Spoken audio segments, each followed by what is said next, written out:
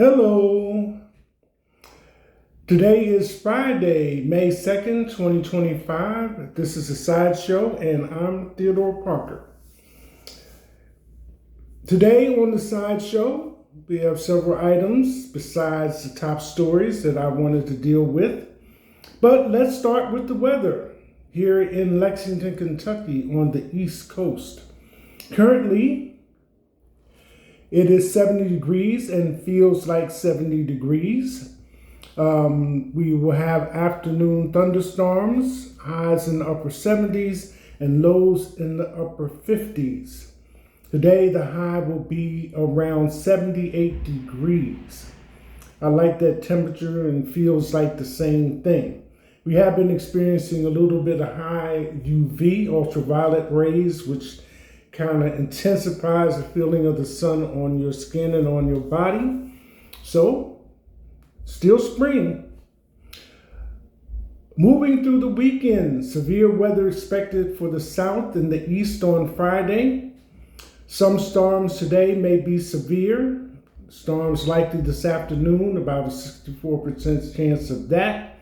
Expect Monday to be next dry day.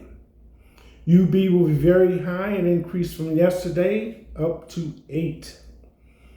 Tree, grass, and ragweed pollen decreasing tomorrow. Allergy sufferers, be aware. Expect the same as yesterday, 0-degree change. Today, sunrise was at 6:40 a.m., sunset at 8:30 p.m. Wind currently at 11 miles per hour, coming southwest to northeast. AQI is good at 29 and pollen is high. So here we are on the East Coast. I must say, May kind of slipped right up on me. I was kind of watching in the news for signs of the Kentucky Derby, but since that was the 25th, Keeneland ended their run, I think, April 4th to April 25th, and here we are, the first Saturday in May. So, Kentucky is known, amongst other things, for the Kentucky Derby. And I haven't had much chance to see the advertising for the Derby hats and the Derby outfits, and I think I may have just saw 2. So yes, folks, I'm talking about the 151st running of the Kentucky Derby. So, Kentucky Derby 2025, who is the favorite, how much are tickets, and how to watch. So I found some information that I thought I would pass on to you. And as soon as I access that, I'll be able to get into it. I haven't even had a chance to really look over the field to see who's running and what's going on and all that. So I will be sharing this with you. It's short, but I will read it verbatim. Kentucky Derby 2025. Who is the favorite? How much are tickets? How to watch? So this month we have Kentucky Derby, Cinco de Mayo, coming Monday, Mother's Day, and Memorial Day. So let's get into this and see what's going on. Do you have your Derby hat ready to go? Are you ready to start sipping mint juleps? And the average drink, according to the media, at the Kentucky Derby will be around $22, whether it's a mint julep or what other kind of mixed drink might go with the occasion. When is the 2025 Kentucky Derby? The Kentucky Derby is held on the first Saturday in May. This year will take place at 6:57 p.m. on May 3rd at Churchill Downs in Louisville, Kentucky. How to watch 2025 Kentucky Derby. Last May, NBC Sports announced a partnership with Churchill Downs to present the Kentucky Derby on NBC and Peacock through 20 32. The extension includes multi-platform rights to the Kentucky Derby, Kentucky Oaks, and Derby and Oaks Day programming, which will be presented on NBC, Peacock, USA Network, and additional NBCU platforms. You can stream the 2025 Kentucky Derby on Fubo and Peacock. Watch the 2025 Kentucky Derby live with Fubo, a free trial. Now, which horses are in the 2025 Kentucky Derby field? Here is the 20-horse field for the 2025 Kentucky Derby. Click on each horse's name to learn more. So this article is coming to you from Horse Racing, Delaware Online, and it was made available 22 hours ago. So, first up, excuse me, Burnham Square, Sandman, Journalism, Rodriguez, Tistastic, Tampin Street, Sovereignty, Final Gambit, Coal Battle, like in coal out of the ground, Chunk of Gold, Citizen Bull, Owen Almighty, East Avenue, Publisher, American Promise, Flying Mohawk, Grandy, Built, Luxor Cafe, Admire Daytona. So that's your field of 20. Who is favored in the 2025 Kentucky Derby? Journalism is the favorite at 4-1 as of Thursday morning. Sandman 5-1 and Rodriguez 9-1 round out the top three. As of 9:45 a.m. Eastern Time on Thursday, May 1st, according to KentuckyDerby.com. Journalism 4-1, Sandman 5-1, Rodriguez 9-1, Sovereignty 11-1, Render Judgment 12-1, American Promise 13-1, Leisure Cafe 14-1, Citizen Bull 17-1, Final Gambit 18-1, Grande 18-1, Tistastic 19-1, Burnham Square 20-1, Coal Battle 29-1, Publisher 30-1, Chunk of Gold 34-1, East Avenue 34-1, Flying Mohawk 35-1, Admire Daytona 39-1, Owen Almighty 43-1, Neo Aquos 55-1, and Bazaar not available. So from 4-1 to 55-1, those are the odds on the field. How much do Kentucky Derby tickets cost? Whether you've been indecisive on the event itself or you can't figure out the right outfit and hat combination, you're in luck because you still have time to grab last-minute tickets to witness the latest installment of the most prestigious horse race, which is set to run on Saturday, May 3rd. So if you're on the fence, consider this. The sweet smell of spring is in the air with the fresh mint julep in hand and the roar of fans cheering on the most athletic horses in the world at the historic Churchill Downs in Louisville, Kentucky. As of May 1st, infield general admission tickets are as low as $104, which is lower than 2 weeks ago when prices started at $121. How to buy Kentucky Derby tickets. Tickets are on sale for the Kentucky Derby with many options available for buyers. As of this writing, infield general admission can be found for as low as $104. If you're looking for a more glamorous experience and a great view of the finish, a ticket to the home stretch overlook costs $2,049. If these are under consideration, act fast because there are only a handful of tickets available in this section. The next part of this article,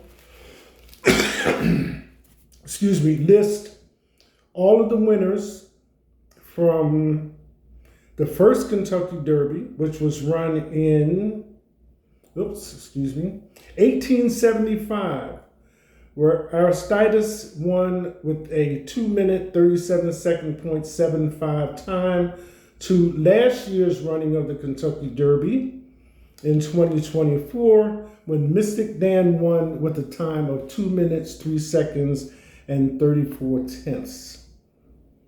That's something you can read for your own enjoyment at your own convenience. So there we have it. Kentucky. Y'all. Kentucky Derby 2025. Tomorrow, Saturday, May 3rd.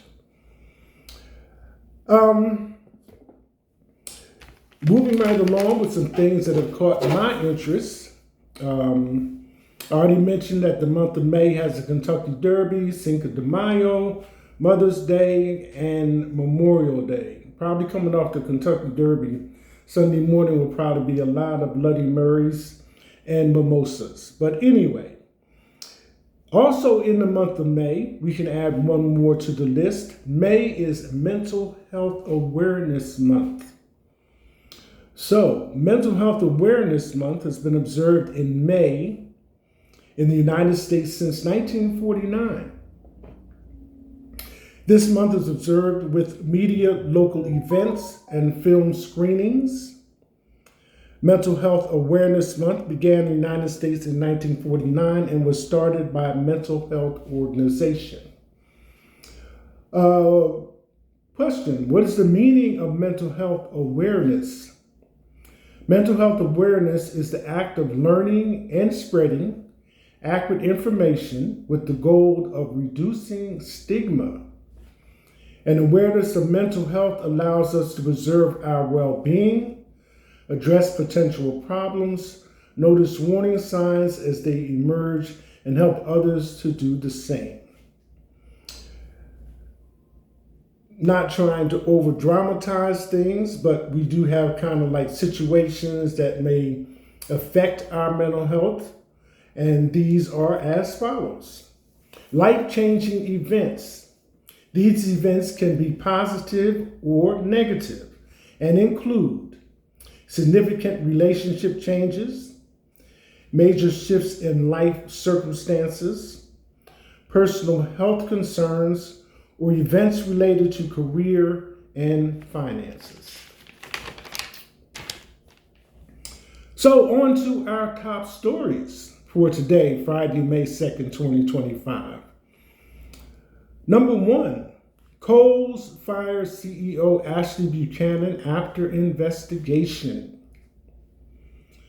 Sean Diddy Combs rejects plea deal ahead of sex trafficking trial. Last year we were talking about, or I was talking about, and the news was all over the fact that this trial will be in May of 2025, and here we are, May of 2025. Next one, Army soldier arrested, faces federal drug charges, FBI reports. Number 4, President Trump orders Corporation for Public Broadcasting to end federal funding for NPR and PBS. Excuse me.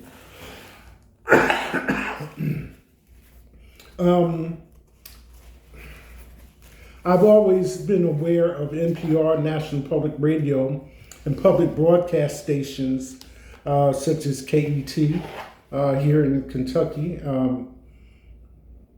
I've had opportunities to go to the station for reasons. And I've always been supportive of them and the information that they bring forward. So, the corporation, however, is a private entity that is supposed to be protected from government interference, including executive orders from the president. The corporation is currently suing Trump because the White House tried to terminate 3 of its board members earlier this week. Each year, the CBP disperses, this is new information to me, $535 million in taxpayer funds to public radio and TV stations nationwide and to producers of educational and cultural programming. Number 5 of the top stories, a massive tariff on millions of American purchases just went into effect. Cue the chaos. And number 6 of the top stories, Tyrese Halliburton's father won't attend Pacers games after incident with Giannis Antetokounmpo in Game 5. Now, you sports fans are probably aware that Tyrese's team was the winner over Giannis's team, and Tyrese's father came out of the stands onto the floor or onto the court. Stephen A. made a comment, and some other sports commentators and sports reporters also weighed in. That itself was an infraction. He should not have come onto the court. So whatever happened after that, as Shaquille O'Neal said, that, Giannis could have just cooled his jets and just let it be. In other words, you don't have to keep feeding into it. And as Giannis commented afterwards, they won. I'm happy for them, and so forth and so on. But it's all been smoothed over. But at this point, the father will not be attending any more Pacer games for the rest of the season at least. So sometimes we have to know our place. Number 7 on the top stories, fan who fell out of stands at Pirates-Cubs game identified. Kyan Markwood, a 2022 graduate of South Allegheny High School, was the fan who fell. And number 8, the CIA is posting slick videos online to try to recruit Chinese officials as spies. Say what? Number 9, witness sounds off on Trump's constitutional crisis day after diplomatic appearance with him. And number 10, Politico, Ketanji Brown Jackson warns Trump's rhetoric against judges are attacks on our democracy. So those are your top stories and a few other highlights getting into the month of May. I usually don't really deal with criminal activity, as such, unless it just really makes the headlines, but not just crime for crime's sake and for the degree of sensationalism that goes along with that. But I am going to share something with you. And this hit the news out of Utah. Okay? And one day ago, 7-year-old who wanted McDonald's drives 10 miles with the little sister in car. Let us begin. A Utah mom woke up to the police knocking on her door Sunday morning, telling her that her 7-year-old son had taken his 5-year-old sister on a drive to a different city. In an interview with Nexstar's KTVX, Whitney Bush said that she woke up early to check on her 4 children and went back to bed when she found everyone asleep in bed. Later, a knock on the door alerted her to the fact that her car and 2 of her children were missing. I absolutely had my heart in my stomach. I had no idea what was going on. I was being told different stories of what was happening, Bush said. According to the Ogden Police Department, they received calls about a reckless driver around 8 a.m. on April 27. Officers began to pursue the vehicle, but soon disengaged when they noticed the age of the driver and assessed the risk to the public. The vehicle later hit a parking strip and police responded to the scene of the crash. The children were found unharmed, according to officers. The drive from the family's home in Clearfield to where the car crashed in Ogden was about 10 miles. So here's a few pictures. You may or may not be able to see it that well, of the vehicle after it crashed on the median. There, so it continues. I went to the scene of the crash and then I got rerouted to the police department, Bush said. They already had, I guess, EMS come out and check on my kids and transfer them over to the police station. She said her 7-year-olds had some behavioral issues, although nothing to this extent before. Bush said that she had reached out for resources from the Department of Child and Family Services, the police, and even hospitals. She said that nobody had offered help due to his age. I don't think anybody wakes up in the morning or goes through their day thinking their 7-year-old is going to play Grand Theft Auto with their vehicle, she said. Both Bush shared her story on Facebook and said that there had been some positive support. He's got a family full of truck drivers.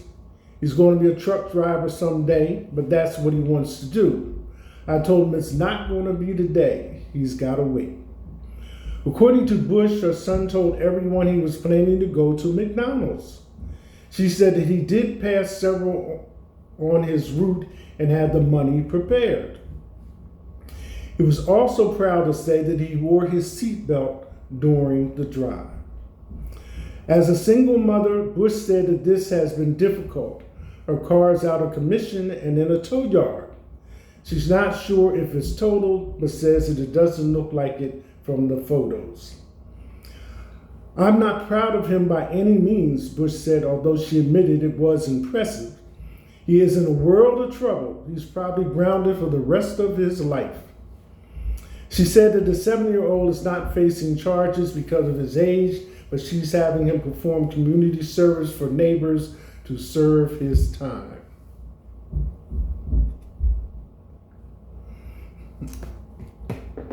Just thought I would put that one out there. Again, this is a sideshow. I'm Theodore Parker. Today is Friday, May 2nd, 2025. That's it. Hashtag.